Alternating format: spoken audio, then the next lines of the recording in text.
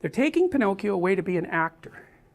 Now, why in the world are actors getting such a rough time in this movie? It's like, it's a Hollywood movie, you know, it's acting, obviously, the voiceovers and all that are acting. It's, why, what is this thing about being an actor? And then I thought, oh, I get it, I see what's going on. They sing to Pinocchio about the delights of unearned celebrity. So he doesn't have to go and get an education. He doesn't have to take the difficult route. He can take the easy way to dominance, to success, to dominant success. He can circumvent all the hard work and go right to the top.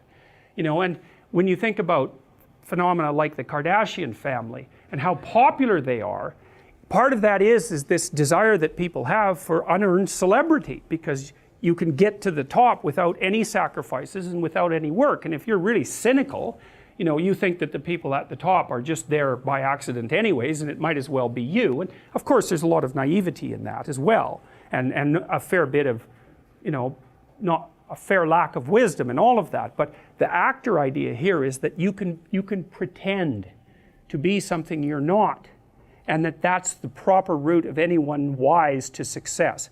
It's the ultimate in cynicism.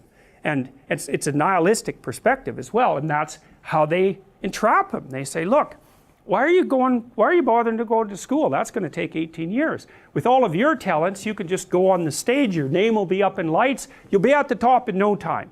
And what does the puppet know? And plus he does have some talents. He is, after all, a semi-autonomous puppet.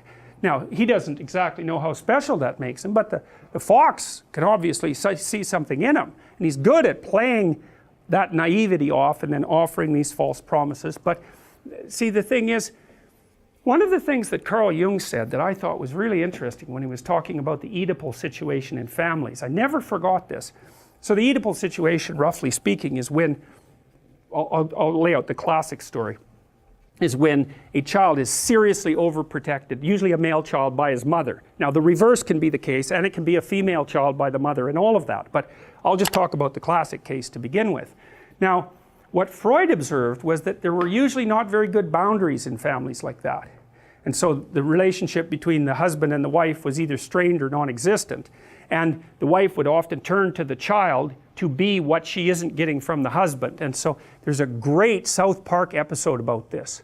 A wonderful South Park episode where I don't remember, that horrible little guy is that's him, yeah. And his mother brings in the dog whisperer to train him. And it's a brilliant episode. If you want to learn about the Freudian Oedipal situation, you watch that, you've got it down cold, because she brings in this expert who then she wants to have an affair with, so that's a boundary issue. And he basically separates her son from him and imposes the same discipline on him that he would impose on a bad dog.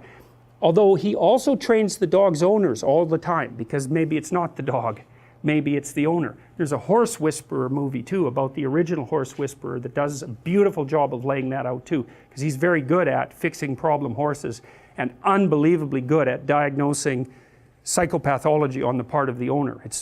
He's got a gift for it. But anyways, what happens in the South Park episode is that the dog whisperer gets Cartman, straightened out.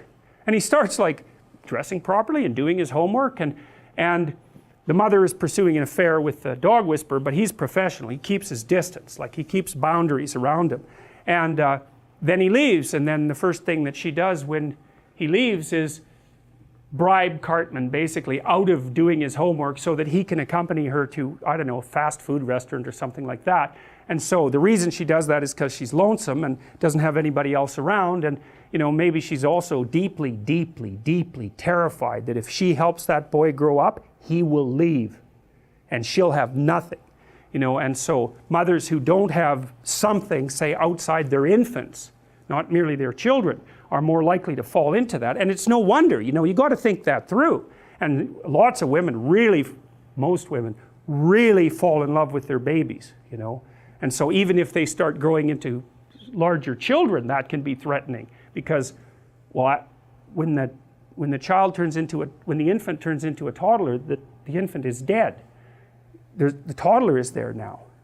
And you can radically interfere with that process. That happens all the time, all the time. That's the classic Freudian Oedipal nightmare. And that episode is brilliant. It's bloody brilliant. It just nails it. And some of you have been in my personality class and watched Crumb, the documentary Crumb. And that's another staggering exposition of exactly that kind of pathology. Anyways, one of the things Jung pointed out, so I knew this guy once who had a mother who basically was trying that trick, and she was very smart and had lots of tricks up her sleeves, and there's just no way he was going to go for it. He rebelled at every possible moment, and he basically became, I would say, somewhat hyper-masculine in response, which is an interesting lesson with regards to the hyper-masculinity that boys often develop if they're raised by single mothers, because they tend to go one of two ways. And he just fought her at every step of the way, and it didn't happen. But one of the things Jung said, which I loved, and you can really see this in the Crumb documentary, is that the Oedipal mother basically entices the child. Says, look, here's the deal. You don't have to do anything, but you don't get to leave. But if you don't leave and you don't do these difficult things, then I'll take care of you. And the child has a choice all the way along there. I mean, obviously, he's outclassed in some sense, but it's not as obvious as you'd think. Little kids are tough, and they make decisions all the time. And so Jung thought about it more as a conspiracy than as something imposed on the child by the mother. And I really like, it's actually a conspiracy between mother, father, and child, actually. And I think that's a good way of looking at it, even though it's really rough, because, well, should you hold the child responsible? Well, yes, but judiciously and not completely, because then if you deal with someone like that as an adult, and they're trying to escape from it, you have to go all the way back and figure out how the hell it happened, and then they have to adjust, they have to figure out where they opened the door, like inviting a vampire in, because they can't come in unless you invite them in, you know. So don't invite them in, because once they're in, they're really hard to get rid of, and they'll take all your blood. So that's a cautionary tale. So anyways, Pinocchio doesn't know any better, and he's got the egotism of, you know, of youth, and he's offered the easy way to success, which is exactly what the fox tells him, and off they go to see Stromboli. So this is the song. I'm not going to read it all. It's great to be a celebrity in actor's life for me. You sleep till after 2, you promenade a big cigar, you tour the world in a private car, you dine on chicken and caviar, an actor's life for me. So it's all this idea of wealth and public exposure and zero attention whatsoever to anything regarding responsibility or discipline or learning. And so it's a dual attraction, right? You get everything you want and you don't have to do anything. Jeez, what a deal. And so that's what the actor represents. It's a liar, fundamentally. It's someone who's acting out a deception. They're a persona in the Jungian sense. So the persona is the mask you wear in public, that you might even think you are, but you're not. It's this mask, and that's the actor, that's the persona. So the fox and the cat are inviting the puppet to only become a persona. And that's, see, for Jung, you start as a persona. And then when you start to investigate the parts of you that don't really fit in that persona, that would be the shadow, then you start understanding who you really are. And that's shocking, because the persona contains everything, roughly speaking, that you think is good, and maybe even that your immediate culture thinks is good. And then the shadow contains everything that's not part of that. And some of that's really bad.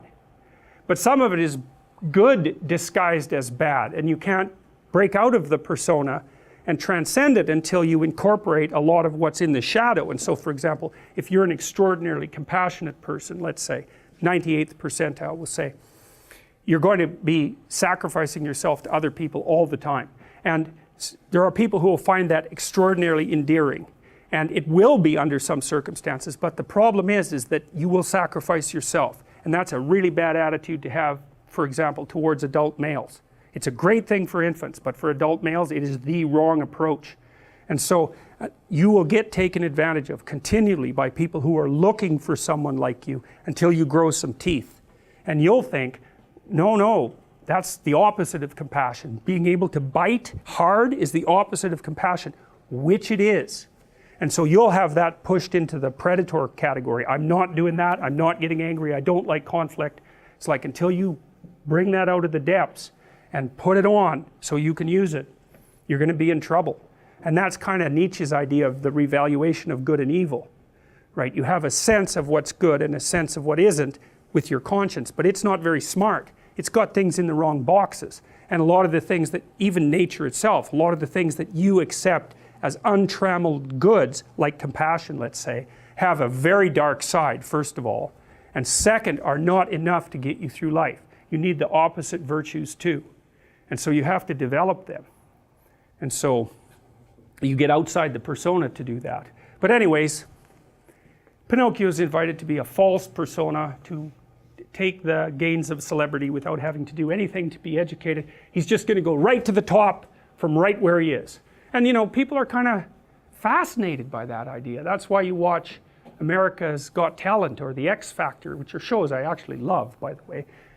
You never see narcissism in its purer forms than you see it when you watch people who display an absolute lack of talent and become homicidal when someone dares point it out, right? Accusatory and homicidal instantly. It's really something. And then now and then you do see one of these people who's so introverted and so out of society and have this unbelievable gift, which is also something really remarkable to see. And it's no wonder those things are so popular. They're psychologically extraordinarily interesting.